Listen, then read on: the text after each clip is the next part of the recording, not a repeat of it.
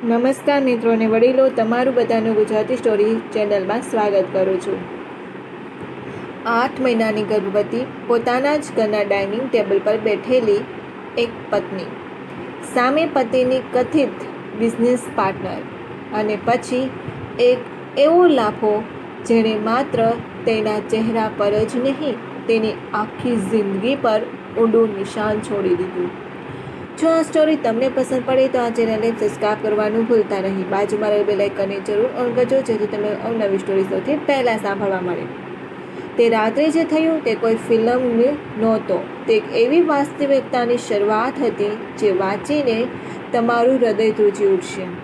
એક સ્ત્રી જે આટલા મહિનાઓથી મૌન હતી, જેને સંબંધ બચાવવા માટે પોતાની ઇજ્જત, પોતાના આંસુ અને પોતાની એકલતા બધું જ કરી લીધું। તેને કદાચ તે રાત્રે પહેલી વાર સમજાયું કે કેટલાક ઘરો બહારથી મહેલ જેવા દેખાય છે, પરંતુ અંદરથી જેલ હોય છે। સૌથી ડરામણી વાત તે લાફો નહોતો, સૌથી ડરામણી વાત એ હતી કે તે માણસ પોતાની પ્રેમિકા સામે પણ આ બધું કરતા સહેજ પણ ડરતો ન હતો। અને તેનાથી પણ વધુ ભયાનક વાત, હોસ્પિટલ પહોંચ્યા પછી જે સત્ય સામે આવ્યું, તેણે આખા સંબંધ, આ લગ્ન, આ સંપત્તિ, આ પ્રેમ અને આ વિશ્વાસ મૂળ જ હલાવી દીધા। જે માણસને તે પોતાનો ચહેરો સમજતી હતી, શું તે ખરેખર શરૂઆતથી જ તેના નામ, તેના પરિવાર અને તેના મૌનનો ઉપયોગ કરી રહ્યો હતો? જે પરિવારથી તે દૂર થઈ ગઈ હતી, શું તેઓ સત્ય જાણતા હતા? અને જે સ્ત્રી તે રાત્રે આ બધું જોઈ રહી હતી, શું તે માત્ર એક બીજી સ્ત્રી હતી, કે પછી આ આખા રહસ્યની સૌથી મહત્વની સાક્ષી?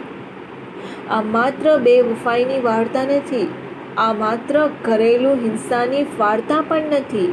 આ તે પળની વાર્તા છે જ્યારે એક સ્ત્રી તૂટતી નથી, જાગી જાય છે। જ્યારે તેને ખબર પડે છે કે જે જિંદગીની તે સાચી માનતી હતી, તે ખરેખર જૂઠાણા, સોદા, નિયંત્રણ અને છુપાયેલી રમતો પર ઊભી હતી। ખરેખર આ વાર્તાનો દરેક નવો વળાંક અગાઉના વળાંક કરતાં વધુ ચોંકાવનારો છે। એક લાફાથી શરૂ થયેલી આ રાત હોસ્પિટલના રૂમમાં જઈને એવા રહસ્ય ખોલે છે જેની કોઈ કલ્પના પણ ન કરી શકે।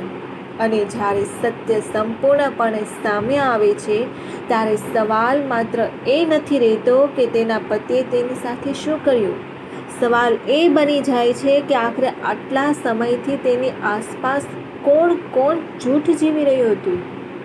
જો તમે ક્યારે એવું વિચાર્યું હોય કે મૌન રહેનારી સ્ત્રીઓ નબળી હોય છે, તો આ વાર્તા તમારી વિચારસરણી બદલી નાખશે। અને જો તમે ક્યારે કોઈ હસતા સંબંધની પાછળ છુપાયેલા અંધકારની કલ્પના ન કરી હોય, તો આ વાર્તા તમને અંદર સુધી હલાવી દેશે। આખી વાર્તા વાંચ્યા પછી કદાચ તમે પણ એક જ વાત કહેશો, અસલી ઝટકો તે લાફો નહોતો, અસલી ઝટકો તે સત્ય હતું જે પછીથી સામે આવ્યું। પ્રિય મિત્રો, મને આશા છે કે તમને આ વાર્તા ગમી હશે। જો ગમી હોય તો કૃપા કરીને લખો કે તમને કેવી લાગી। તમારા મિત્રો જોડે શેર જરૂર કરજો। જય શ્રી કૃષ્ણ। આવી અવનવી સ્ટોરી સાંભળવા માટે આ ચેનલને સબસ્ક્રાઇબ કરજો, તમારા મિત્ર જોડે શેર જરૂર કરજો, અને સાંભળવા માટે તમારા બધાનો ખૂબ ખૂબ આભાર વ્યક્ત કરું છું। ધન્યવાદ।